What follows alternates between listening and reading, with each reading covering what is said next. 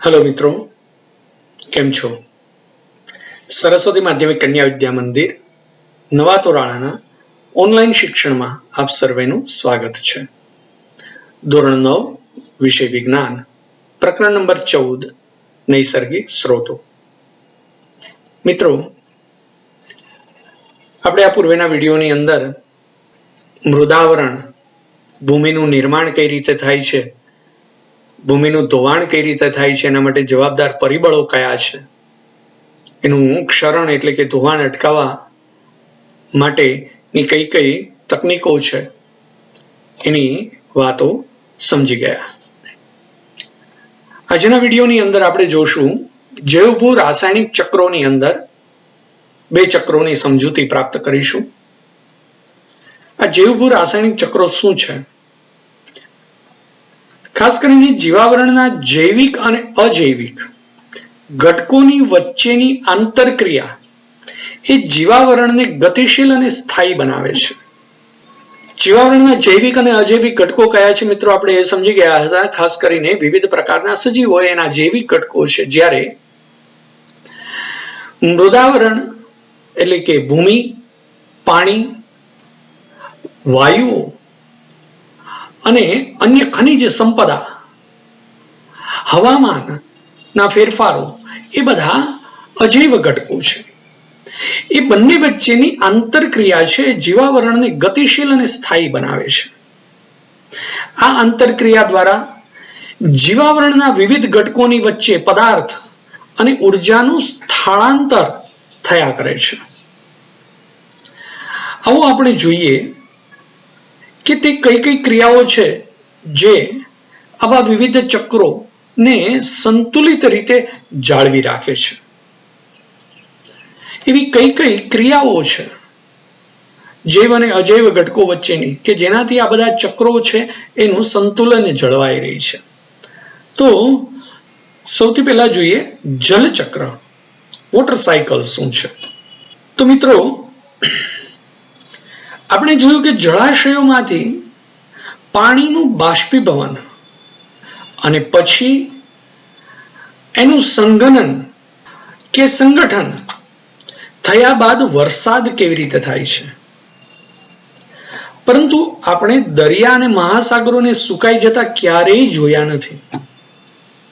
તો કઈ રીતે પાણી આ જળાશયોમાં પાછું આવે છે?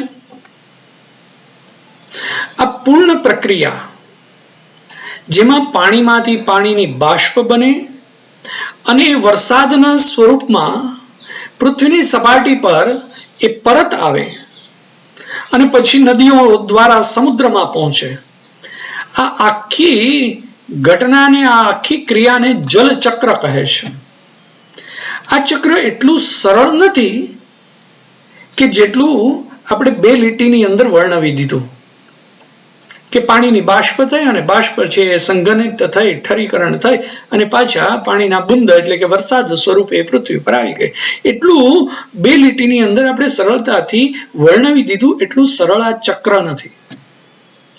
તે સમગ્ર પાણી જે પૃથ્વી પર આવે છે તે તરત જ સમુદ્રમાં જતું રહેતું નથી। જે વરસાદ સ્વરૂપે પાણી પડે છે એ સીધું સમુદ્રમાં નથી જતું। આમાંથી કેટલુંક પાણી છે એ જમીનમાં શોષાઈ જાય છે અને ભૂમિય જળ અથવા તો ભૂગર્ભીય જળ નો એક ભાગ બની જાય છે।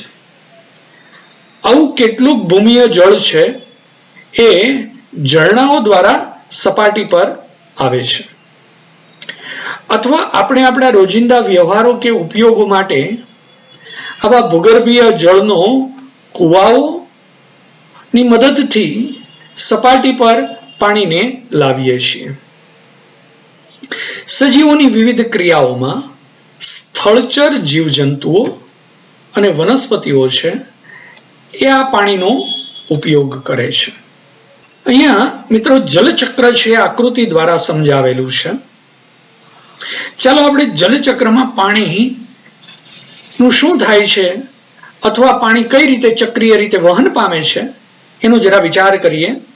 જેમ કે આપણે જાણીએ છીએ કે પાણી ઘણા બધા પદાર્થોને ઓગાળવા કે દ્રાવ્ય કરવા માટેનો અગત્યનો દ્રાવક છે. દ્રાવ્ય થવાવાળા ખનિજો પરથી જ્યારે પાણી પસાર થાય ત્યારે આમાંથી કેટલાક ખનિજ પાણીની અંદર દ્રાવ્ય થઈ જાય છે. આ દ્રાવ્ય, મિત્રો, આ આકૃતિની ખાસ નજર સમક્ષ રાખજો. આવા કેટલાક દ્રવ્યો, પદાર્થો છે પાણીની અંદર દ્રાવ્ય થઈ જાય છે. આ જ રીતે નદી ઘણા બધા પોષક તત્વોને સપાટીથી સમુદ્ર કે દરિયામાં લઈ જતી હોય છે અને તેઓનો ઉપયોગ દરિયાઈ સજીવો દ્વારા થતો હોય છે. તો આ આખું જલચક્ર જે છે એ અહીંયા આકૃતિની મદદથી સમજીએ તો મિત્રો,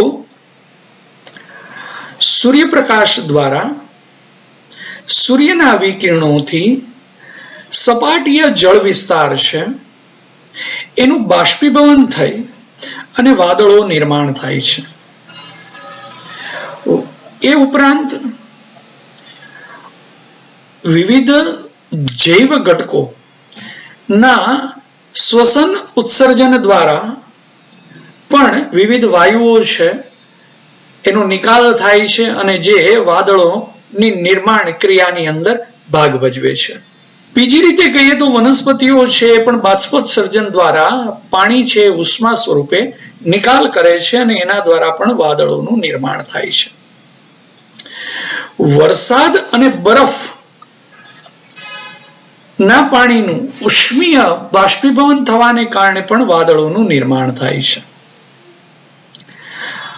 ટૂંકમાં બાષ્પીભવન, બાષ્પોત્સર્જન, વિવિધ સજીવોની શ્વસન ઉત્સર્જન દ્વારા આવા વિવિધ બાષ્પ સ્વરૂપે વાદળોનું નિર્માણ થાય છે અને એ વાદળોનું ઘનીકરણ, ઠરીકરણ થઈ અને એ વરસાદ કે બરફ સ્વરૂપે ફરી પાછું પાણી જમીન ઉપર અને મહાસાગરોની ઉપર એ ઠલવાતું હોય છે, જેમાંનો અમુક ભાગ એ ભૂગર્ભ જળ સ્વરૂપે સંચિત થાય છે, અમુક ભાગ છે એ સપાટીના ઉપલા અધિસ્તરની અંદર જળવાય છે, અમુક ભાગ છે એ પાણીની અંદર સીધો નદી, તળાવ, મહાસાગરોના પાણીની અંદર ભળી જતો હોય છે.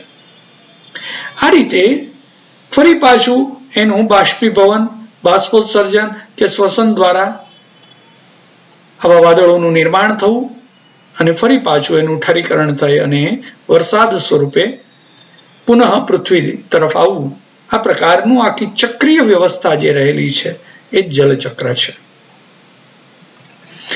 ત્યાર પછી આપણે સમજીએ નાઇટ્રોજન ચક્ર. બીજું ભૂજૈવ રાસાયણિક ચક્ર નાઇટ્રોજન ચક્ર છે. વાતાવરણમાં રહેલો જે નાઇટ્રોજન છે એ ઉમદા વાયુ છે. વિવિધ સજીવો એનો વિવિધ સ્વરૂપે ઉપયોગ કરે છે. આપણે એને સમજીએ કે આપણા વાતાવરણમાં નાઇટ્રોજનનું પ્રમાણ છે એ 78% જેટલું પ્રમાણ છે. આ વાયુ સજીવો માટે ઘણી બધી રીતે જરૂરી છે. તે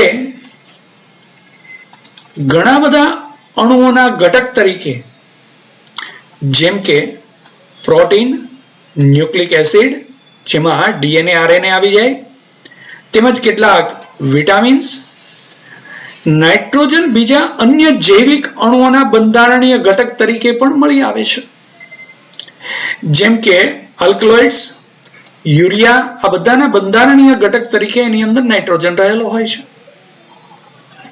એટલા જ માટે નાઇટ્રોજન બધા પ્રકારના સજીવો માટે એક આવશ્યક પોષક તત્વ છે. બધા જ સજીવ સ્વરૂપો દ્વારા વાતાવરણમાં આવેલા નાઇટ્રોજન વાયુના પ્રત્યક્ષ ઉપયોગથી જીવન સરળ થઈ જાય, પરંતુ કેટલાક પ્રકારના બેક્ટેરિયા સિવાય બીજા સજીવો નિષ્ક્રિય નાઇટ્રોજન પરમાણુઓનું નાઇટ્રેટ્સ અને નાઇટ્રાઇટ્સ જેવા બીજા આવશ્યક અણુઓમાં પરિવર્તન કરવામાં સક્ષમ હોતા નથી. એ આ ઉપયોગી નાઇટ્રોજનનું નાઇટ્રેટ્સ કે નાઇટ્રાઇટ્સમાં રૂપાંતરણ સરળતાથી કરી શકતા નથી અથવા તો કરી શકવા માટે સક્ષમ પણ નથી. અમુક પ્રકારના બેક્ટેરિયા જ આવું કરી શકે છે. બીજા આવશ્યક અણુઓમાં પરિવર્તન કરવા માટે પણ મોટા ભાગના બેક્ટેરિયા સિવાય કોઈ સજીવોની સક્ષમતા નથી. નાઇટ્રોજનનું સ્થાપન કરવા વાળા એ બેક્ટેરિયા છે એ મુક્તજીવી હોય છે અથવા દ્વિદળી વનસ્પતિઓની કેટલીક જાતિઓમાં એ જોવા મળતા હોય છે, એટલે સહજીવન પણ ગુજારતા હોય છે. સામાન્ય રીતે તે નાઇટ્રોજનનું સ્થાપન કરવા વાળા બેક્ટેરિયા સિમ્બી કુળની વનસ્પતિઓના મૂળમાં એક વિશિષ્ટ પ્રકારની સંરચના બનાવે છે જેને મૂળ ગંડિકા કહે છે. એનો અર્થ એ થયો કે સિમ્બી કુળની વનસ્પતિની અંદર આવા સહજીવી બેક્ટેરિયા છે એ મૂળ ગંડિકા જેવી સંરચના બનાવી અને એની અંદર એ રહેતા હોય છે, વસવાટ કરતા હોય છે અને સહજીવન ગુજારતા હોય છે. આ બેક્ટેરિયા સિવાય નાઇટ્રોજન પરમાણુનું નાઇટ્રેટ્સ કે નાઇટ્રાઇટ્સ માં ભૌતિક ક્રિયાઓ દ્વારા પરિવર્તન થાય છે. એટલે જૈવિક રીતે નાઇટ્રોજનનું સ્થાપન નાઇટ્રેટ્સ કે નાઇટ્રાઇટ્સ દ્વારા આવા બેક્ટેરિયાઓ કરી શકે છે અથવા તો અમુક ભૌતિક ક્રિયાઓ દ્વારા પણ નાઇટ્રેટ્સ કે નાઇટ્રાઇટ્સ માં નાઇટ્રોજનનું પરિવર્તન થાય છે. હવે આપણે એ ભૌતિક ક્રિયાઓ સમજીએ કે કઈ રીતે વિવિધ ભૌતિક ક્રિયાઓ દ્વારા નાઇટ્રેટ્સ કે નાઇટ્રાઇટ્સનું માં નાઇટ્રોજનનું રૂપાંતરણ થાય છે. ખાસ કરીને વીજળીના ચમકારાના સમયે વાયુના રૂપમાં ઊંચા તાપમાને અને ઊંચા દબાણે નાઇટ્રોજનને નાઇટ્રોજન ઓક્સાઇડમાં એ ફેરવાઈ જતો હોય છે. ખાસ કરીને મિત્રો વર્ષા ઋતુની અંદર વીજળીના ચમકારા દ્વારા એ વાતાવરણમાં રહેલો નાઇટ્રોજન છે નાઇટ્રોજન ઓક્સાઇડમાં ફેરવાઈ જાય છે અને આ ઓક્સાઇડ પાણીમાં ભળીને નાઇટ્રિક એસિડ અને નાઇટ્રસ એસિડ બનાવે છે અને વરસાદની સાથે જમીન પર એસિડ રેઇનના સ્વરૂપે વરસે છે. ત્યારે તેનો ઉપયોગ વિવિધ સજીવો દ્વારા થાય છે. નાઇટ્રોજન યુક્ત સંયોજનો બનાવવામાં વપરાયા પછી નાઇટ્રોજનનું શું થાય છે? નાઇટ્રોજનમાંથી નાઇટ્રોજન યુક્ત વિવિધ સંયોજનો બની ગયા. સામાન્ય રીતે વનસ્પતિઓ નાઇટ્રેટ્સ અને નાઇટ્રાઇટ્સને ગ્રહણ કરે છે અને તેઓને એમિનો એસિડ્સમાં ફેરવે છે. મિત્રો, એમિનો એસિડ્સ છે એ પ્રોટીનનો બંધારણીય એકમ છે, એટલે એનો ઉપયોગ પ્રોટીન બનાવવામાં થાય છે. જ્યારે પ્રાણી કે વનસ્પતિ મૃત્યુ પામે ત્યારે ભૂમિમાં રહેલા અન્ય બેક્ટેરિયા આવા વિવિધ સંયોજનોમાં આવેલા નાઇટ્રોજનનું નાઇટ્રેટ્સ કે નાઇટ્રાઇટ્સમાં ફરી પાછું પરિવર્તન કરે છે અને બીજા પ્રકારના બેક્ટેરિયા આ નાઇટ્રેટ્સ તેમજ નાઇટ્રાઇટ્સને નાઇટ્રોજન તત્વમાં ફેરવે છે. એટલે આવા બધા બેક્ટેરિયાને ડીનાઇટ્રીફાઈંગ બેક્ટેરિયા કહેવાય. તો બેક્ટેરિયાના મુખ્ય બે પ્રકાર થયા. એક એવા બેક્ટેરિયા છે કે જે વાતાવરણમાં રહેલો નાઇટ્રોજન છે એનું ભૂમિની અંદર સ્થાપન કરે છે,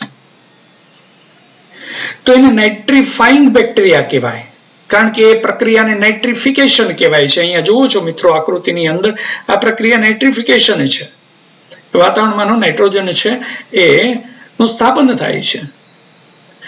અને એવા બેક્ટેરિયા કે જે આવા જટિલ નાઇટ્રોજન સંયોજનો જે પ્રોટીન એમિનો એસિડ સ્વરૂપે પ્રોટીનની અંદર સંચિત થયેલા હોય એનું નાઇટ્રેટ્સ કે નાઇટ્રાઇટ્સ સ્વરૂપની અંદર કે એમાંથી નાઇટ્રોજન સ્વરૂપમાં રૂપાંતરણ કરે છે, એને વિઘટકો કે રૂપાંતરકો પ્રકારના બેક્ટેરિયા કહે છે અને એને ડીનાઇટ્રીફાઈંગ બેક્ટેરિયા કહે છે, કારણ કે એ પ્રક્રિયાને ડીનાઇટ્રિફિકેશન કહેવાય છે. અહીંયા જોઈ શકો છો મિત્રો આકૃતિમાં, જેમાં નાઇટ્રેટ્સનું નાઇટ્રોજનની અંદર રૂપાંતરણ થાય છે. તો આ પ્રકારના બે પ્રકારના બેક્ટેરિયા છે એ નાઇટ્રોજનને સ્થાપિત અને નાઇટ્રોજનને પુનઃ વાતાવરણમાં મુક્ત કરવાનું કામ કરે છે. આ રીતે પ્રકૃતિમાં નાઇટ્રોજન છે એનું પ્રમાણ વ્યવસ્થિત રીતે જળવાઈ રહી છે. એટલે નાઇટ્રોજન ચક્ર ના સ્વરૂપની અંદર એ સંતુલિત રીતે વાતાવરણમાં રહેતો હોય છે.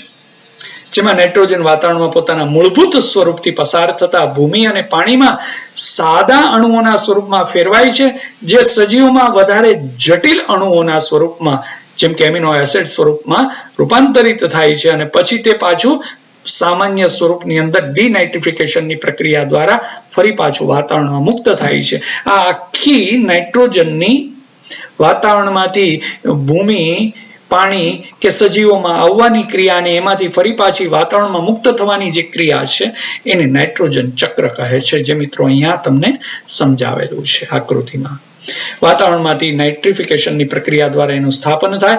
એ નાઇટ્રિફિકેશન નું નાઇટ્રેટ્સ કે નાઇટ્રાઇટ્સ સ્વરૂપની અંદર રૂપાંતરણ થાય અને એને ફરી પાછું નાઇટ્રોજનમાં ડિનાઇટ્રિફિકેશન દ્વારા વાતાવરણમાં મુક્ત કરવામાં આવે. અથવા તો વાતાવરણનું નાઇટ્રોજન છે એ વનસ્પતિઓ દ્વારા ગ્રહણ કરવામાં આવે, મુક્તજીવી બેક્ટેરિયા દ્વારા અથવા તો સહજીવી બેક્ટેરિયા દ્વારા, અને એ લીલી વનસ્પતિઓ છે એ એનું એમિનોફિકેશનની પ્રક્રિયા દ્વારા એમોનિયામાં રૂપાંતરણ કરે અને એમોનિયાનું નાઇટ્રાઇટ્સ કે નાઇટ્રેટ્સની અંદર રૂપાંતરણ થઈ અને આ રીતે આખું ચક્રીય પ્રક્રિયા ચાલે.